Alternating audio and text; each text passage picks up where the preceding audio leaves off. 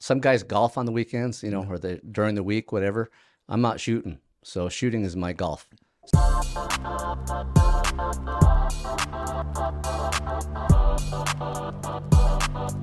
Listen to me. I really appreciate you coming today. Thank you. Yeah, I'm pretty impressed with this place, man. It's awesome. Listen, it could be worse, right? Yeah, it's not like my podcast, just, you know, low budget compared to this. Did you really say that, like, sometimes you lose the stand and you just have to set the mic on the table? I was exaggerating a little bit, but but kind of. But yeah, kind of. You know, I have one of these. I have a Zoom F3 box recorder, but it only has 2 plugins. And so I had an interview the other day, and I had 2 guys there and me, so I had to have 3. So I bought a splitter, and it doesn't work that well. So I'm going to figure something else out. Yeah. Listen, I'll help you out with your hardware. It's a good time. You have an interesting gig now. So you worked in law enforcement in the Boise, Ada County area for about 30 years. Now you'd have a gun instruction training program, as well as being the guy at Innovate Academy to keep those little kids safe. I do. You got a lot of things going on, man.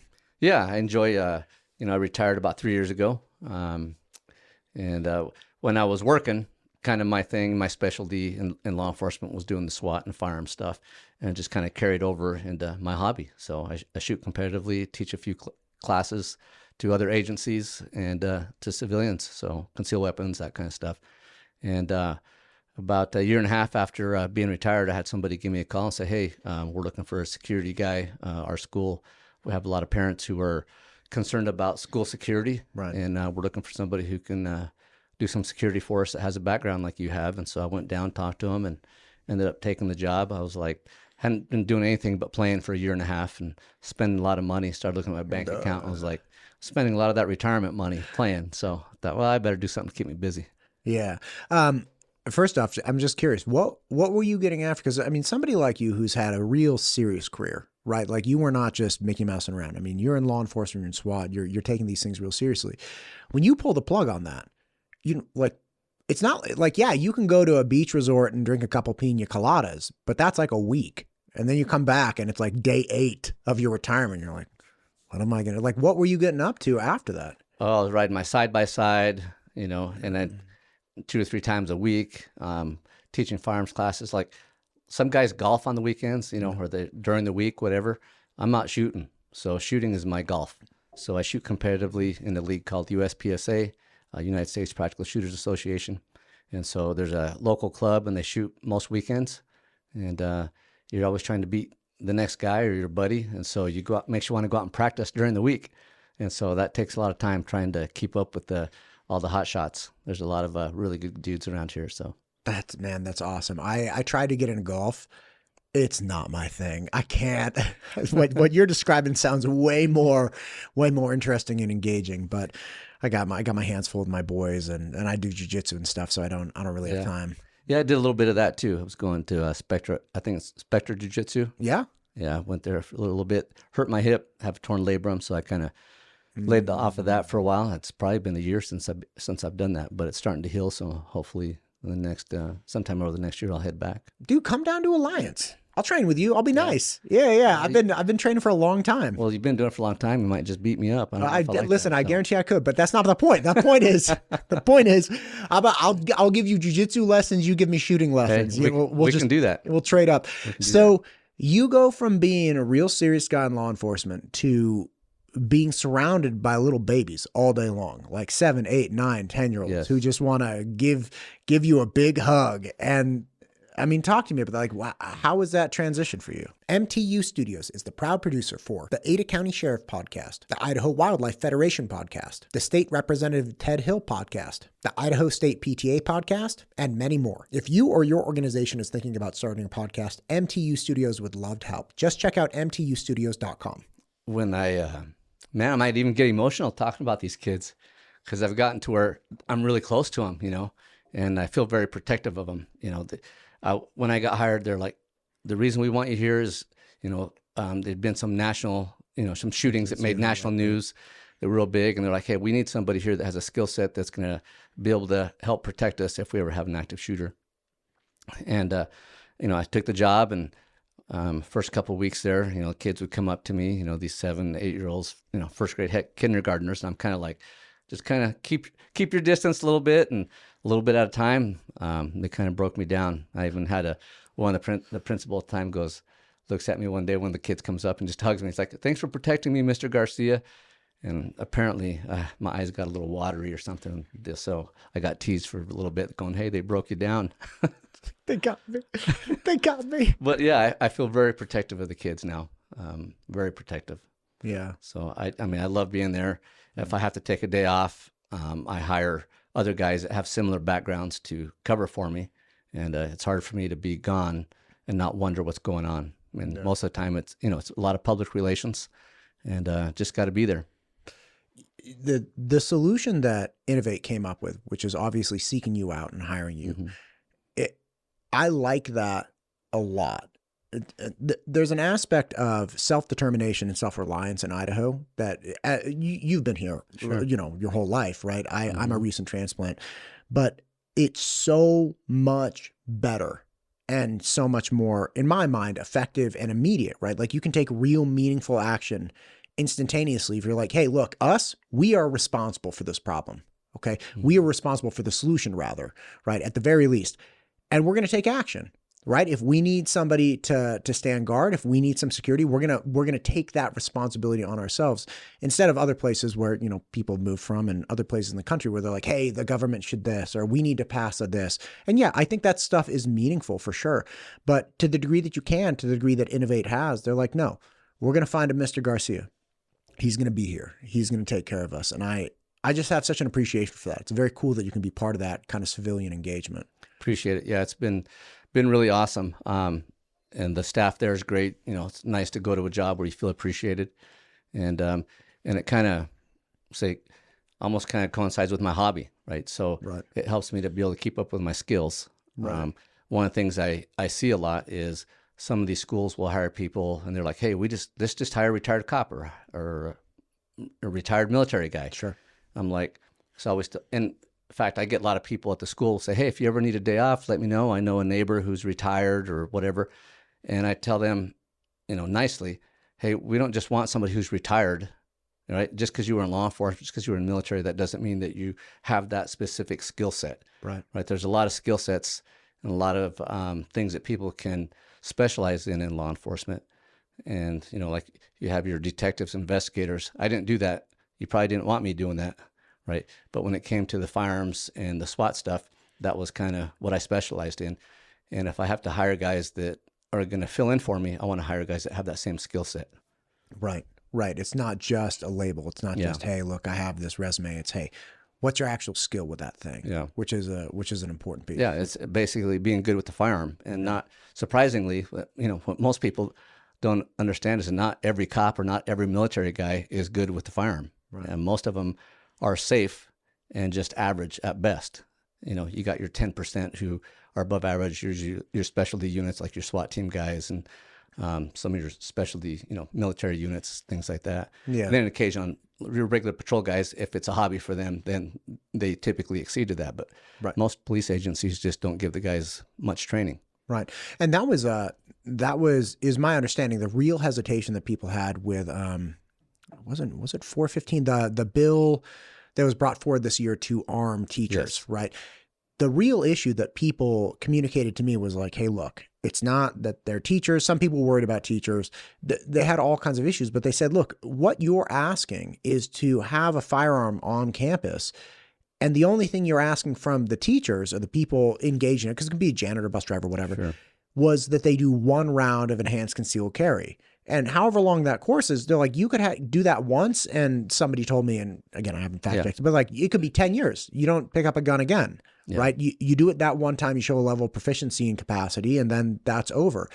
And I spoke to a lot of people about that. Lieutenant Sean Harper very kindly came and did a podcast with me. He's an SRO. He was like, "Listen, there's so much that goes into the idea that you're going to step out of a classroom into a hallway and potentially engage in a gunfight with an armed shooter.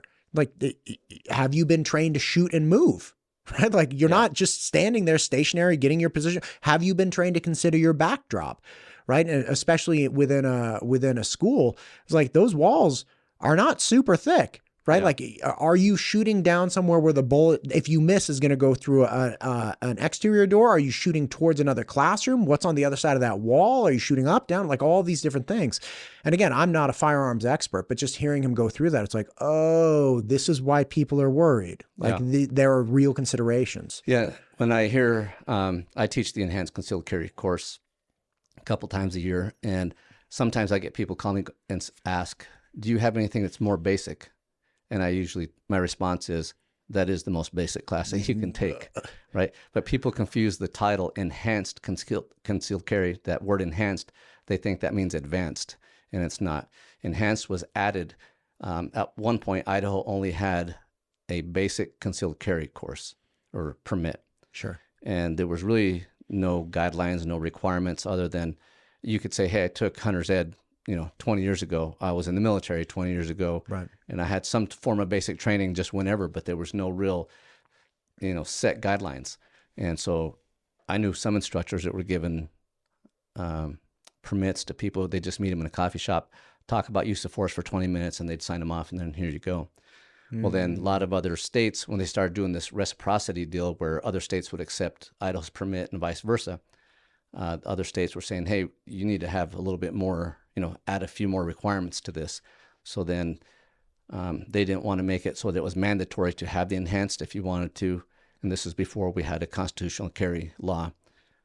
They started the enhanced. And so now we had the basic and we had the enhanced. The enhanced basically said has to be 8 hours long. You have to shoot 98 rounds. And then, they have a few things that you have to talk about legally and so forth. And so, but people hear the word enhanced. All enhanced really just means, hey, we made it 8 hours and you have to shoot now. Right. But the shooting there, 98 rounds is not very much. And that's just basically a quick introductory course. It gives you just a basic understanding of how a gun works. And that's basically it. So it's not advanced level at all whatsoever. Right. And you were saying as far as 98 rounds, I think you mentioned when we spoke originally, you fire off between like 20 and 30,000 a year. Yeah, probably about 15 to 20, 25 on a high year.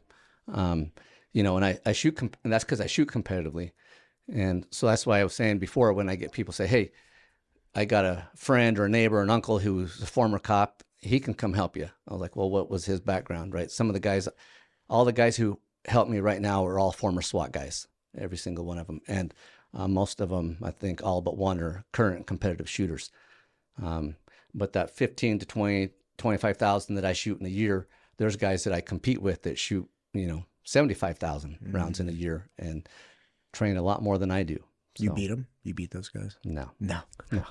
They got the better of you. No. I would say I'm in the top. I can be in the top 10 pretty regularly, but yeah, there's some guys that they put in a lot of time. I shoot maybe 10 to 12 matches in a year. Some of these guys are shooting, 30, 40, 50 matches in a year, and shooting, like I say, 75,000 rounds a year. And it's tough to keep up with those guys. Yeah. So what I do in order to be able to do as well as I do is I have to dry fire at home. And that's just basically taking an unloaded gun and practicing all the manipulations like the draw, the reload, that kind of stuff, seeing your sights. And you're doing all that with an empty gun inside the house. Man, okay, so not with guns, but I started doing this with my boys with fishing poles. We're like, go out to the big grass area next to our house, and I got out the big snow discs, they sit on to go down the hill. We started casting towards the discs, right? Because we can't go down to the river all the time, and like kids get out of school. Yeah, it's the same thing. Yeah, and it's just like, hey man, we gotta get you on. I got a buddy of mine who really wants to take. He's like, I'll help you, and boys go out fishing, no great spots. And he tells me, he says, listen, they got to be able to cast 25 feet and hit a target that's a 3-foot diameter circle. And they got to be able to do it consistently. I was like, I got a crazy 7-year-old. Like, are you insane? Like, this guy's hitting the house behind us when he casts. Yeah. Like, he's not hitting 25 feet in any direction with like a 3-mile. Like, it was pretty funny, man. Yeah. Yeah. So that's basically what dry firing is. You're just going through the motions, and I would say, 90% of all the things you do on the shooting range, whether you're practicing or at a match, you can do at home dry fire with the firearm. Yeah. All the manipulations. Only thing you can't do is the recoil control type stuff. Is there any technology to help people experience that? There is. There's different things like these lasers that you put inside the barrel so you can see all that kind of stuff. But I think it's good if that's what's going to help you be motivated to do it, but I don't think you need it. I don't use it. And a lot of the guys that I know, even a lot of the top guys, they don't use them. No, I mean, like, is there any technology like a mechanized firearm that's not actually that doesn't have an ammunition, but it replicates the recoil so people can be more. Yeah, they make I can't remember the name of the company, but it basically turns your gun and use like CO2. And it makes your gun recoil. Oh, that's awesome. That's awesome. So people that really don't have an opportunity to make it out to the range frequently can use that. Yeah, and I think the tough thing is, it was for me, it took me a long time to realize, even, shooting competitively, if you want to be good with the firearm, whether it's law enforcement, military, or competitively, you have to treat it like any other athletic sport. And that's the thing that most people don't do. They go out and shoot, 100 rounds once every few months, and they're like, okay, hey, I can hit a target at 7 yards, but you don't do it often enough, right? You need to treat it like any athletic sport. You got to train it consistently, daily. Yeah. Right. Yeah. So that's where dry firing really comes in. For when you're teaching people to utilize and get better at firearms, what do you recommend that they're out there like every single week? Do you recommend every single day? Like, are you setting up training regimens? Like, what's your protocol like? I mean, so like if somebody comes to me and they say, "Hey, how do I get better?" Yeah. at this? So like Matt shows up and Matt's like, "Hey, I'm an idiot," which I am. And I'm like, "Can you what do I have to do?" Because I know how to get better at things. I don't know how to get better at firearms yet. But if I were to come to you and say, "Hey, listen, I really want to get better at this for self-defense, but also for, hunting, or for just, this is something I want to get into." Yeah. Is it the same kind of thing that you would recommend, say, for, like you're saying, sports, which is, all right, look, that means practice every day, or at least 3-4 times a week.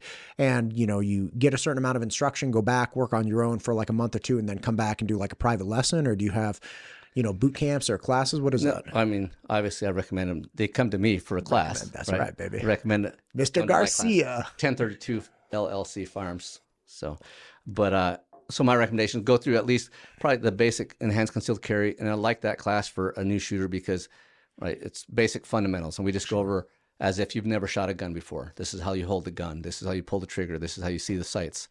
And then from there, we also talk about some legal things that have to go with carrying your gun, like where you can carry, where you can't, that kind of thing. And then, but after that, I would recommend that they come back for at least a second class. I don't recommend that they just come to me for like the next 10 classes, because there's a lot of other good instructors out there. So I tell them, hey, come to me for 2 to 3 classes, and then it's time for you to move on, find somebody else. But the main thing is, like I say, you got to treat it like an athletic sport. So dry firing, even if it's just like 10 to 15 minutes a day, practicing your draw, practicing your reloads. And then when you go to the range, I like scoring, especially if it's self-defense or competitive shooting. In USPSA, they have a scoring method. They call it hit factor scoring. And what they do is they take your points, divide it by your time, and that gives you a hit factor. And it basically comes out to scored points per second. So they're looking at your speed and your accuracy. One of the things I do a lot of times, especially with newer shooters, I'll say, hey, what's more important, speed or accuracy? And everybody always says, accuracy. But when it comes to self-defense or even competitive shooting, it's like, who can get those points the fastest, right? So if I'm going to, if there's a good guy and a bad guy, and the bad guy can shoot, 6 rounds in 2.5 seconds, and his group is like this, right? Let's say it's a 12-inch group, but it's in the chest somewhere. Yeah, right. It's a sufficient grouping. It's good enough, right? And then the other person is only used to shooting slow fire, but they're going to be tight real groups. tight. It takes them like twice the time. Well, then in a gunfight, that's not going to be very good. And it also translates to competitive shooting, and so because that's how they score it. Whoever shoots the points the fastest wins. Man, that's wild. So hit factor scoring is great. That's awesome. Where are those competitions held around here? There's several clubs around here. Nampa Rod and Gun Club, Gem County Rod and Gun Club up in Emmett, Parma Rod and Gun Club out in Parma. Yeah. And so there's a lot of different disciplines that you can do. So there's pistol that I do. If you want to do 3-gun competition, which is shotgun, handgun, and AR-15 rifle. There's 2-gun competition, which is just handgun, AR-15. They have some long-range rifle matches called PRS Precision Rifle Series, where guys are typically shooting bolt-action guns out to like 1,000 yards. There's just wild. All different kinds. Heck, we even have a full auto machine gun club around here. So for those who are new to the state, I was like, really? You can have machine guns?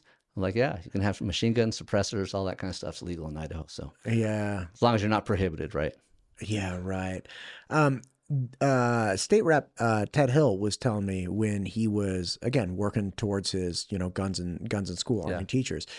He was telling me that guns in Idaho and schools used to be intermixed like crazy. They used to have gun clubs at every single high school, and people would have their firearms in their trunks, in their cars, and they would have them. And that there's this huge stigma now nationally, right? Like our culture has changed around firearms. So even when you're like, oh yeah, like I'm in a firearm club, and it's just as normal as can be. It's like, yeah, this is what we do. And yeah. Oh yeah, I got a machine gun too. It's like, yeah. And it's there seems to be this different culture around it where people realize, it's like the old sentiment. It's like the gun has never jumped up and shot somebody. Yep. It's the people holding the gun that are the problem. And I don't know, it just seems it seems very refreshing to have a conversation with you and with other people that enjoy firearms very responsibly. And they're just like, look, this is not, we don't have to just freak out. I had this gal, oh my God, this neighbor of mine. Oh my God. Where is she from? Oh, you know where she was from. She's an old neighbor back where I used to live. And she was a totally fine neighbor, like totally cool. Had this little boy, had a boy and a girl, and our kids would play together. And she went off about how she didn't like the term, I think it was like, I got you, right? Like playing tag or anything. I'm like, wait, what? And I didn't grow up with guns. I grew up with Nerf guns, right? Like I had a Nerf gun rack in my room. And, again, I just didn't have parents that were engaged in that thing. And I was doing other sports, but I always liked Nerf guns. I was like, Nerf guns are the best. Oh, yeah. Now they have Nerf guns that'll like take out your eyeball, which is hilarious to me. Okay, that's not actually that funny, but they have these Nerf guns that have these big old Nerf darts that are like this big. So when we play Nerf wars at my house, because we have we have arsenals for my boys. It's like full Gatling guns and automatics. And we have like even a shotgun that fires 6 darts at once, Yeah. But whenever we play, we got them Star Wars helmets, like Luke Skywalker helmets from Disneyland. So we all put on our helmets and pull down the visor. Cause I've gotten in the eye once and I was like, oh my God, I'm going to go blind. Like it's wild. But this gal back in California was like, oh, you are pretending that you killed someone. I'm like, okay, we're not really pretending. Like, we're just playing. It's like you said, like, got you or like killed you or whatever. Yeah. She's like, I don't like envisioning death. I'm like, okay, no one is actually thinking this. And it's just lunacy, right? Like there's nowhere to go with it. And it's like, lady, you rely on this too. You just don't want to pretend you do. If anything went bad at your house, you would call the cops. You don't call the cops because they have a whistle. You call the cops because they come with like stopping force. That's why you call them, right? Just want somebody else doing it for you. Oh, and you want to pretend like it's this horrible thing. It's just horrible. And yes, the idea of a law enforcement agent having to draw his firearm to stop somebody, that's not great. But look, I don't understand that culture of denying. It's almost like the people that say they could never go hunting, yet they go to Albertsons and buy a bunch of chicken, or it's like, you realize somebody had to kill that chicken, right? Or like, you just don't want to take the responsibility or participate in the things that are so fundamentally reliant on. Yeah. Yeah. When I was a kid, I grew up in the 80s. Right. And I grew up in that culture where you could bring guns to school. We would have, for like demonstration speeches, you could bring a shotgun, walk into class and show how to clean a shotgun. Kids would bring reloading machines, show how to reload ammunition inside our school. You'd walk in with a shotgun. I remember one time my principal was like, oh, let me see that shotgun.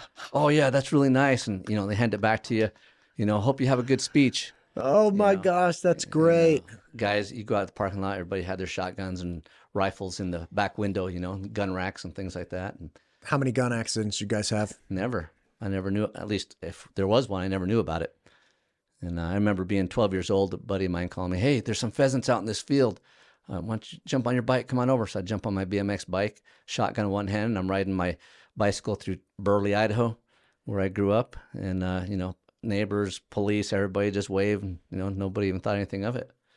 But that's kind of how I grew up. God, man. What kind of BMX bike? Yeah, you got a GT or a Mongoose? Yep, exactly. A Mongoose. Boom, son. The Mongoose, like I was chrome. chromed out. I had a GT Interceptor. Yeah. And the only time you can see a GT Interceptor is if you watch that movie Three Ninjas with Mr. Miyagi and then like the three kids. And they're in suburbia and all three of the kids have GT Interceptors. And I was like, that's my bike from when I was a kid. So as my boys got old enough, I'm like, we got to get a BMX. I'm traumatized though, because I had mine stolen. So you just reminded me of some childhood trauma. Bro, R.I.P. Mongoose. My Interceptor, I grew up in kind of like a rougher area. My Interceptor got stripped at school. It was like dumb Matt in sixth grade. So I was 12, 13, something like that, and probably 12.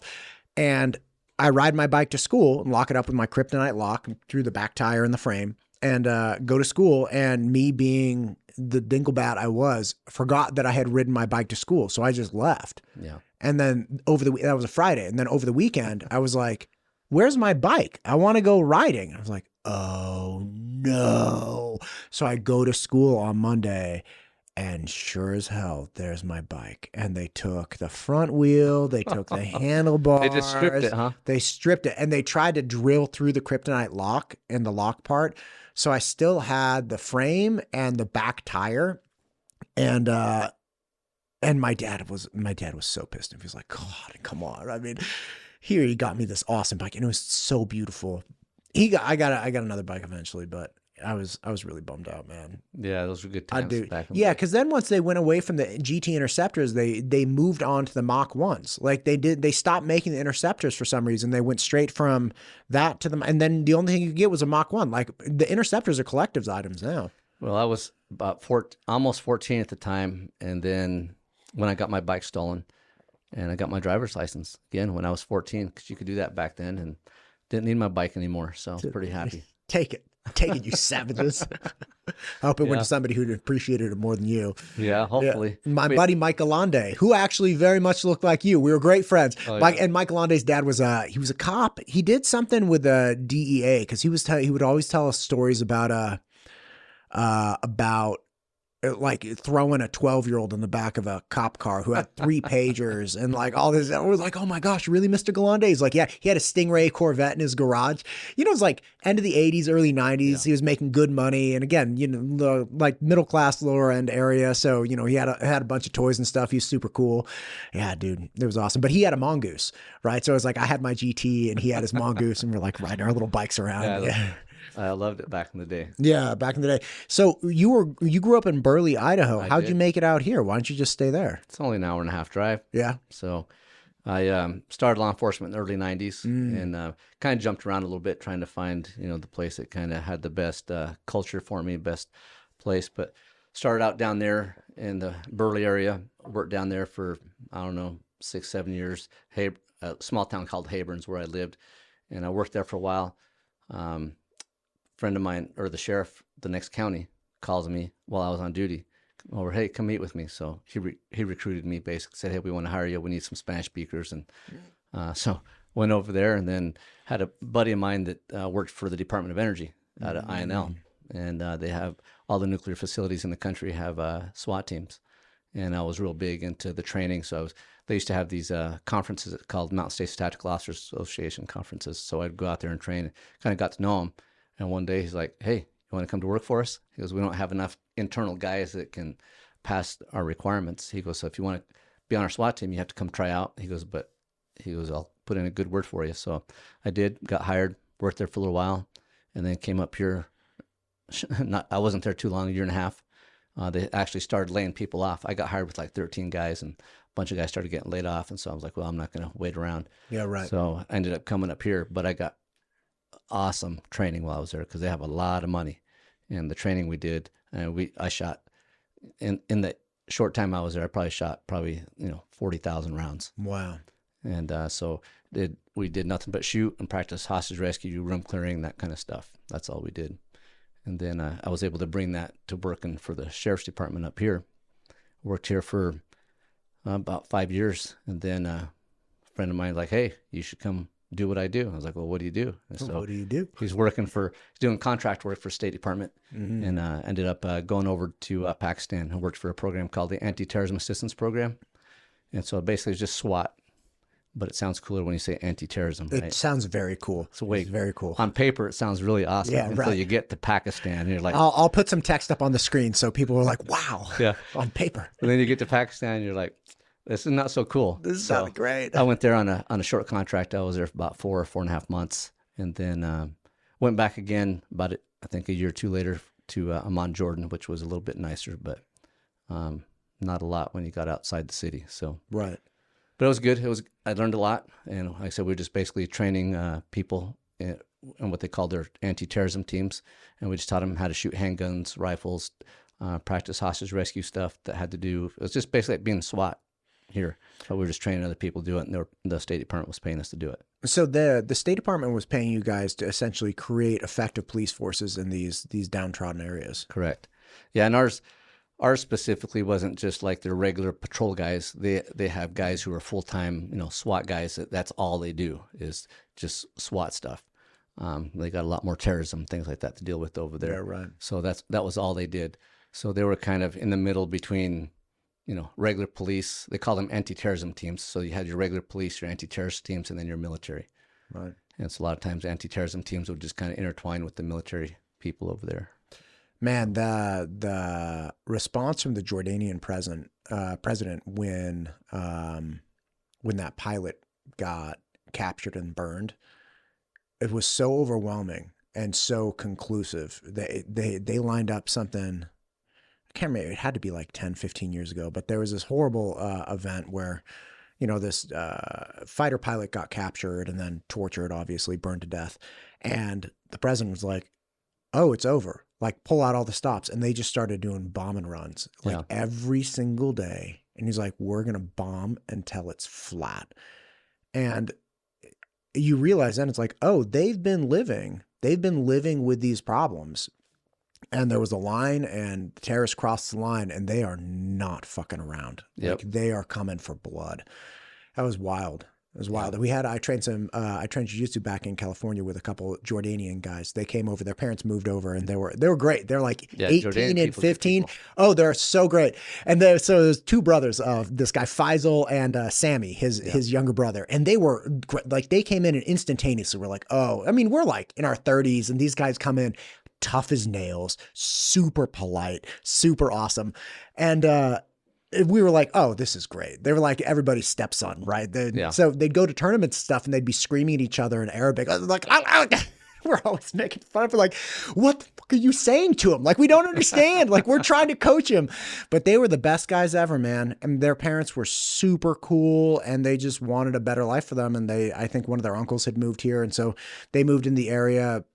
Both parents like super educated and both sons were able to go to, I think the oldest one went to Berkeley and then the next one went to Cal Poly, like super driven dudes. And again, just phenomenal work ethic, super polite. Yeah. Very good people. Yeah. I enjoyed my time there. I'm glad I did. More than Pakistan? Yeah. Yeah. It was a little bit, Amman was kind of Americanized as far as infrastructure and things like that. So it was, we could go to the mall and go shopping, stuff like that. Pakistan, they were kind of like, hey, don't go hang out in town. It's not safe. So, but I learned a lot. Got to be around a lot of really good guys that had to do with my interest again, shooting and tactics, that kind of stuff. And so, what is that cultural shift for you though? Because it sounds like you've been everywhere. You mean, I mean like now that I'm you're out? going from Burley, Idaho to like this area, and then you're like, oh, I'm just gonna go hang in Pakistan. No, well, for me, I've always been, as a kid, always big into martial arts. And back growing up, I don't know if you remember, I don't know how old you are, but you remember PKA kickboxing in the 80s. ISKA kickboxing used to be really big in the 80s. I remember Chuck Norris and MacGyver. Yeah, it's a little bit better than that. Okay. Okay. So it's when, but anyway, so I was real big into martial arts. My instructor was real big into Bruce Lee style of stuff, use what's useful. So we would do a little bit of grappling, but it was mostly, it was like 90%, stand up, punch, kick, that kind of stuff. I was just big into martial arts pretty much from the time I was 10 until, say, I was 21. I did it pretty much fanatically. And for me, the firearm stuff is just kind of an extension of that. So I kind of train it the same way. That's beautiful. So it's a lifestyle, just like guys do the martial arts. It's kind of a lifestyle for you. The gun thing is a lifestyle for myself and a lot of guys.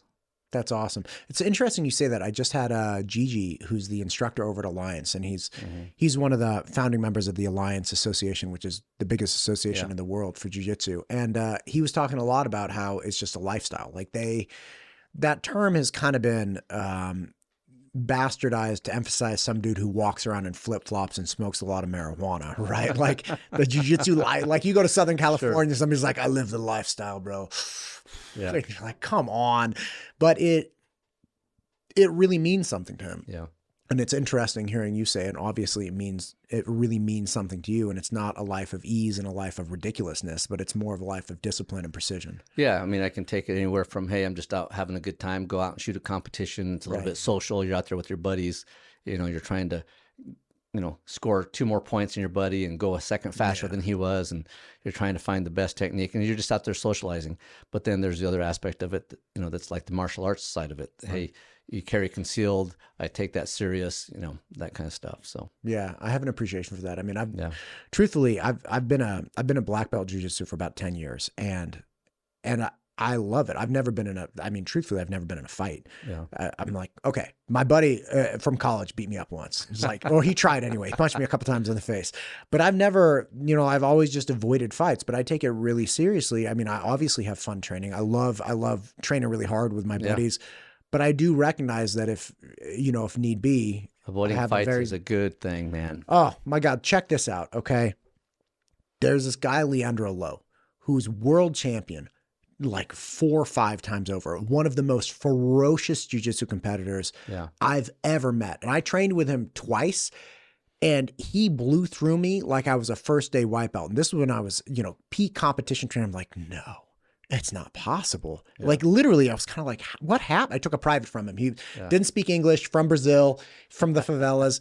So I do this one private one. I get destroyed, like destroyed. We do half an hour technique and then half an hour training. And what I find out after the first day is most people can only train with him for 10 minutes, including all the comp people. So like, it's too much. Like it's too, and it is. It was like, oh my God, I got hit. I got just like a Wolverine, like just came after me.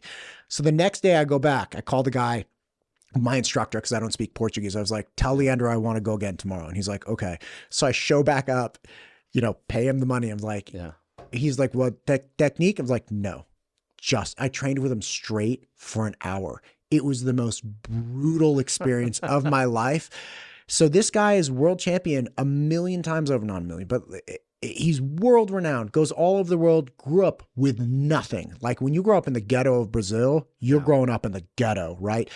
So he's this world champion, has made it happen. He's back in Brazil, in Rio, I think. And he's at a bar with his friends, just drinking beers, like nothing crazy. Some guy comes up, is being an asshole, taking their beer, just blah, blah, blah. Leandro just, they try to get him to go away. And then he's finally like, just puts him out, drops him on the ground. Doesn't punch the guy, doesn't hurt him. No. Guy wakes up, kaboom, shoots Leandro in the head, kills him. Wow. This was like a year ago. It was crazy. And that just, it's such a stark reminder, which is like, listen, you don't want to be. Yeah, you never. The idea that you just never know. And the idea that somebody's going to come up and steal your beer and be rude and disrespectful, it's like, that's bad.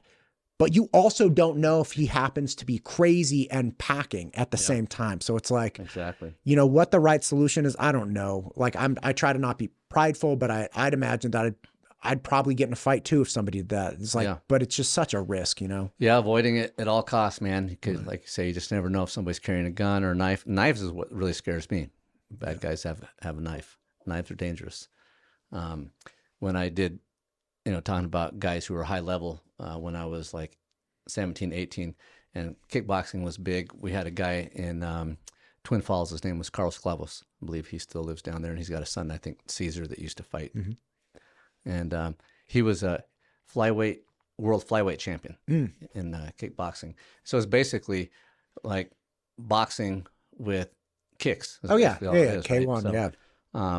And so I was a sparring partner for him for about, a year or two. I think it was about 2 years. I was a sparring partner for him. I tell people, I was a sparring partner for a professional fighter, but really all it was is a punching bag. Yes. He just, he was good. Yeah. And, I got hit a lot. I can tell you that. Dude, it's probably why I'm not very smart. Well, You know, you didn't have that far to fall. Don't worry.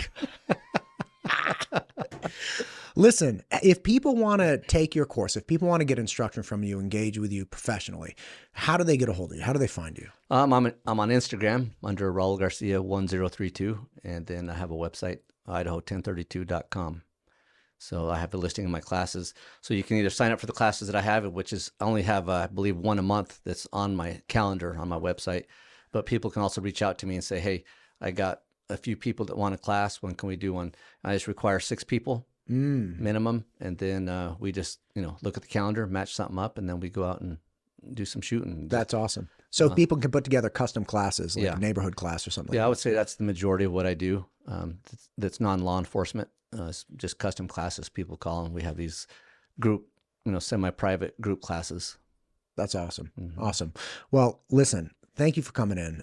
We got connected off of Instagram. I appreciate you. I appreciate what you're doing for Innovate Academy. And I actually, again, had the headmaster already lined up when we started connecting. You're like, I do security at Innovate. I'm like, God, and I didn't even put it together. But I really appreciate that school, and I really appreciate how you're helping them. And I know people are really worried about the security of their children, and just taking the initiative, offering value to the community. And, getting broken down by those 8-year-olds. I bet you're like putty in their hands. Man. Yeah. They're good kids, man. I love those kids. Yeah, they're great. Very protective. Thank you for what you do for the community. I appreciate you. Well, thanks a lot, Matt. Appreciate it. Yeah. MTU Studios is the proud producer for the Ada County Sheriff Podcast, the Idaho Wildlife Federation Podcast, the State Representative Ted Hill Podcast, the Idaho State PTA Podcast, and many more. If you or your organization is thinking about starting a podcast, MTU Studios would love to help. Just check out mtustudios.com.